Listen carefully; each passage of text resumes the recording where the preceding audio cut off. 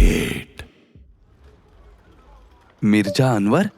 हाँ, मिर्जा अनवर। तुम उसके बारे में क्यों पूछ रहे हो? क्योंकि जनरल रूट उसी से मिलने भोपाल गए हैं। क्या हुआ? तुम ये नाम सुनकर ऐसे साइलेंट क्यों हो गए? मिर्जा अनवर भोपाल के मरहूम नवाब की बेगम, जो फिलहाल भोपाल पर राज करती है, सिकंदर बेगम का खास आदमी है। वैसे तो वो बस उनका सुरक्षा सलाहकार है। एक मिनट। सुकाक्षा क्या? सुरक्षा सलाहकार। वो क्या होता है? अरे वो होता है ना जो सुरक्षा की सलाह देता है।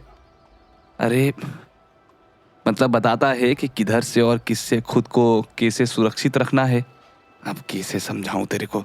अरे वो जैसे जनरल रूट अपने राजा को बताते होंगे ना कि इस इलाके में किस राजा से दोस्ती रखनी है, किससे संभल कर रहना है, वैसा ही।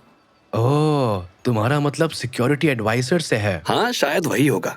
खैर, मिर्जा अनवर वैसे तो सिकंदर बेगम के सुरक्षा सलाहकार हैं, पर उसके बारे में बहुत सी कहानियां सुनाई जाती हैं। कहानियां? कैसी कहानियां? लोग बाग कहते हैं कि मिर्जा को काला जादू आता है। उसके बिना भोपाल में सिकंदर बेगम का राज कब का खत्म हो चुका होता, पर उसने नवाब की मौत के बाद बेगम के सभी विरोधियों को कुचल दिया। लेकिन जनरल रूट उससे मिलने क्यों गए हैं? पता नहीं, पर मुझे लग रहा है कि यहाँ जो कुछ भी हो रहा है वो शायद चर्च को भी सही से नहीं पता है। शायद इसलिए फादर डिसूजा ने मुझे जनरल रूट के साथ भेजा। शायद कहीं ना कहीं उन्हें भी शक है कि जनरल रूट का इरादा सिर्फ ड्रैकुला को पकड़ने का नहीं है। पादरी, तुम उम्र में छोटे हो पर समझदार बहुत हो। पर अब आगे क्या करना है? आगे वही करना है जो चर्च ने मुझसे कहा था, जनरल रूट की मदद करना। हैं? अगर वही करना है तो अभी थोड़ी देर पहले जो कुछ भी तुमने कहा उसका क्या ही मतलब रह गया? तुम समझे नहीं। जनरल रूट को यही लगना चाहिए कि किसी को उन पर किसी तरह का डाउट नहीं है, मतलब शक नहीं है। मैं अपना रोल पहले की तरह करूंगा, पर तुम उन पर नजर रखोगे। मैं क्यों रखूंगा नजर उस जल्लाद पर? मेरे को कोई लेना देना नहीं है इस सब से। एक बार तुम सबको डोंगरगढ़ पहुंचा दिया तो फिर मैं चुपचाप उधर से निकल लूंगा। अच्छा, तो तुम बस हम सबको डोंगरगढ़ तक ले जाने के लिए हो? हाँ, और नहीं तो क्या। तब तो तुम्हें बड़ी जल्दी होगी डोंगरगढ़ पहुंचने की। हाँ हाँ हाँ हाँ हाँ। मैं बस जल्दी से जल्दी उधर पहुंचना चाहता हूँ ताकि इस सब झंझट से दूर जा सकूं। तो ओमकार, फिर तुमने एम्यूनिशन वैगन में आग क्यों लगाई? क्या क्या क्या क्या कहा तुमने? डरो मत, मैं किसी से नहीं कहूंगा। कहना होता तो मैं बहुत पहले जनरल रूट को ही बता देता। He would have loved to know कि एम्यूनिशन वैगन में आग कैसे लगी। वैसे लगता है उन्हें बता देना चाहिए था। क्यों, क्या कहते हो? अरे अरे अरे अरे नहीं, तुम्हें गलत फहमी हुई होगी, मिस्टेक हुआ होगा। मैंने कुछ नहीं। चलो एक बार मान भी लिया जाए कि तुम इनोसेंट हो, पर जरा सोच के बताओ, जनरल रूट किसकी बात मानेंगे, मेरी या फिर एक इंडियन की? अरे पादरी, तू मेरे पीछे क्यों पड़ा है भाई? सोच लो, अब या तुम मेरा काम करो या फिर... बुरे फंसे, पर अब कर ही क्या सकता हूं। ठीक है, बोलो क्या करना होगा। एक ऐसी जोड़ी तैयार हो रही थी जिसकी किसी ने कल्पना भी नहीं की होगी, खासकर जनरल रूट ने। उधर अनीता की तलाश में निकला रामदास अभी तक गहरी नींद में डूबा हुआ था। अरे बाबा, बड़ी गहरी नींद आई। चलते चलते इतनी थकान लगी थी। वैसे तो वो तो भला हो उस अजनबी का, वरना इस वक्त तक मैं उन भेड़ियों के पेट में पच रहा होता। खैर, चलो उठा जाए। अभी अनीता मैडम को भी ढूंढना है। भगवान करे वो ठीक हो। वैसे सही समय पर मुझे मैडम की दो बातें याद आ गई। पहली ये कि अगर कभी जंगल में खो जाओ तो दिशा समझने के लिए आसमान में ध्रुव तारे को ढूंढो। और दूसरी ये कि हमेशा ऊंची या खुली जगह की तलाश करो जहां से आसमान साफ दिखाई दे। और सही समय पर मुझे ये तालाब मिल गया, वरना ध्रुव तारे को ढूंढने के लिए मुझे रात तक यहीं रुकना पड़ता। चलो अब कुछ खाने के लिए। रामदास के आगे के शब्द उसके गले में ही रह गए, क्योंकि उसके सामने एक ऐसा नजारा था जिसकी उसने कल्पना भी नहीं की थी। ये क्या? ये फल किसने छोड़े हैं इधर?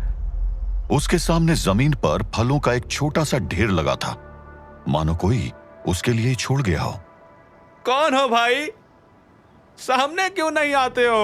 रामदास ने जोर से आवाज लगाई, लेकिन कोई भी सामने नहीं आया।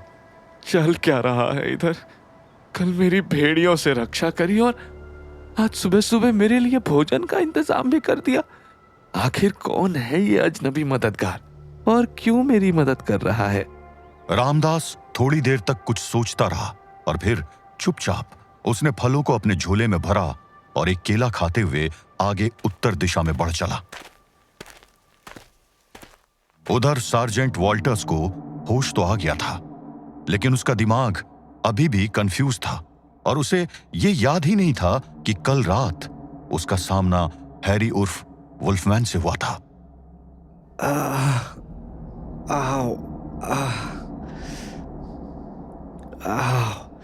Where am I? वॉल्टर्स के कंधे में रह रह कर दर्द हो रहा था।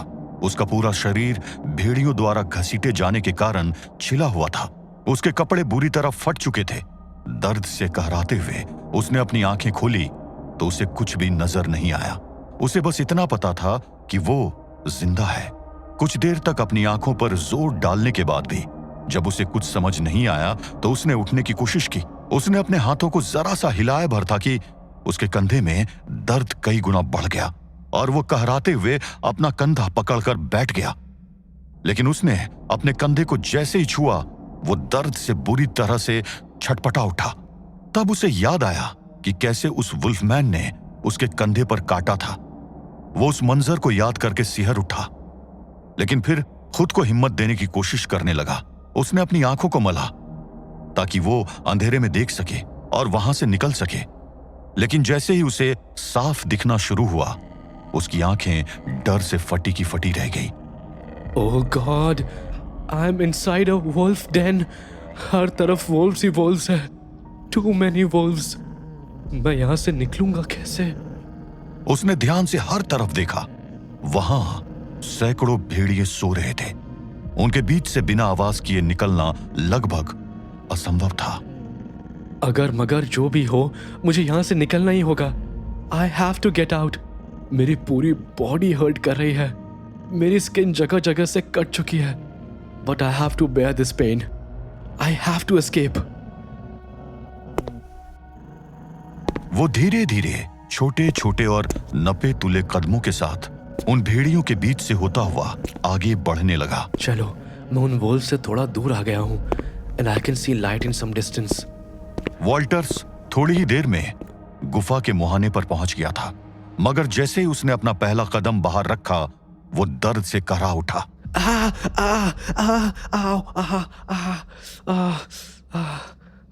और अगले ही पल किसी ने उसे पीछे खींचकर गुफा के अंदर फेंक दिया। कैसा लगा वॉल्टर्स? You? हाँ, मैं। तुम्हें क्या लगा मेरे भेड़ियों को पता नहीं चला कि तुम भाग रहे हो?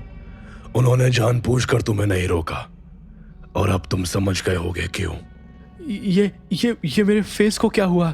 ये इतना जल क्यों रहा है? तुम भूल गए कि मैंने तुम्हें काटा था। तुम बदल रहे हो और अब तुम भी मेरी तरह सूरज का सामना नहीं कर सकते हो। What have you done to me? Transformation. तुम्हारा ट्रांसफॉर्मेशन हो रहा है। वैसे तो इसमें कुछ दिन लगते हैं, पर तुम लकी हो क्योंकि आज आसमान में फुल मून होगा and you will become just like me. No, don't do this. मुझे मार दो, बट ऐसा मत करो। प्लीज ऐसा मत करो। ना, मैं ऐसा क्यों करूंगा? तुम्हें ट्रांसफॉर्म करने का एक बड़ा रीजन है, क्योंकि आज मुझे तुम्हारी जरूरत होगी। What do you want from me? Why are you doing this to me? Why don't you just kill me? Why? I will not kill you because I will sacrifice you tonight. रात होने में अभी काफी समय बाकी था, मगर ये सारा खेल जिसे पकड़ने के लिए रचा जा रहा था वो अभी भी उन अंधेरी सुरंगों से बाहर निकलने का रास्ता ढूंढ रहा था। और उसके साथ चल रही अनीता इस बात से परेशान थी कि उसे कुछ दिखाई नहीं दे रहा था। Damn it! अब क्या हुआ? मुझे लग रहा है कि वी आर ट्रैप्ड इन अ मेज। What? पर तुम ये कैसे कह सकते हो? क्योंकि हम इस जगह पर पहले भी 2 बार आ चुके हैं। ओह, पर अगर ये कोई मेज यानी भूल भुलैया है तो यहाँ से निकलने का कोई ना कोई रास्ता तो होगा ही। वो तो मैं भी जानता हूँ। अरे तुम्हारे पास तो इतनी सुपरनैचुरल पावर्स है, उसका यूज करो ना, लाइक सुपर स्मेल जैसा कुछ। Super smell? हाँ, तुम अपने शिकार को कैसे ढूंढते हो? I can smell their blood. तो मे बी तुम कुछ स्मेल करके। इस टाइम मुझे अगर कोई स्मेल आ रही है तो वो सिर्फ तुम्हारे ब्लड की है। और वैसे भी मैं पहले से बहुत वीक हूँ, मेरी सेंसेस सही से काम नहीं कर रही हैं। मुझे दिखाई तो दे रहा है but it is all very blurred. हो सकता है थोड़ी देर बाद वो भी ना दिखे। ओह, ये तो प्रॉब्लम हो गई। अच्छा एक काम करो, एक बार फोकस करके देखने की कोशिश करो कि आखिर आसपास है क्या, शायद कुछ काम का दिख जाए। ठीक है। मुझे कुछ दिख रहा है। क्या? Something on the wall. It's like a torch, an old torch. Torch यानी मशाल। और क्या दिख रहा है? कुछ आर्ट जैसा वॉल पर। मैं अब और फोकस नहीं कर पाऊंगा। एक लास्ट ट्राई प्लीज। फ्लोर पर कुछ पत्थर पड़े हैं और कुछ सूखी हुई लकड़ियां। परफेक्ट, काम बन गया। क्या तुम वो पत्थर, लकड़ियां और वो मशाल ला सकते हो? हाँ, पर बस ले आओ, आई विल क्रिएट फायर और उस टॉर्च को जला लूंगी। ठीक है। और फिर थोड़ी देर बाद अनीता ने पत्थरों को रगड़कर उन सूखी टहनियों में आग लगाई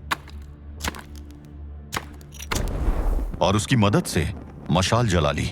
और जैसे ही वहां उजाला हुआ अनीता हैरान रह गई। यस, अब हमें साफ। ओह नो, ये क्या है?